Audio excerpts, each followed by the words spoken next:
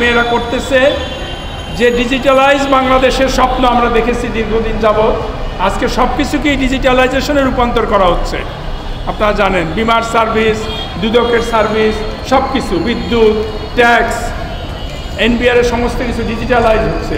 তো সেখানে সেবা প্রাপ্তির যে তথ্য নারীদের, সেইটা যে ডিজিটালাইজের মাধ্যমে বা যে ব্যক্তিগতভাবে যে যারা নিশ্চিত করত, সেটা যখন বিঘ্নিত হয়, সেটা যারা করতো 7 বছর 10 বছর ধরে, এখানে আমাদের মেয়েরা বলেছেন যে তাদের যখন চাকরির বয়স ছিল তখন তারা এই আশায় বুক বেঁধেছিলেন যে এই চাকরিটা স্থায়ী হবে, এবং প্রকল্প থেকে তাদেরকে আশ্বাসও দেওয়া হয়েছিল। কিন্তু যে নিয়োগপত্রটা আমি দেখলাম যে প্রজেক্ট শেষ হলেই এই নিয়োগ এই চাকরি শেষ হয়ে যাবে এবং 1 মাসের নোটিশ দিয়ে অব্যাহতি দেওয়া যাবে। এটা বাংলাদেশের শ্রম আইনের সম্পূর্ণ পরিপন্থী।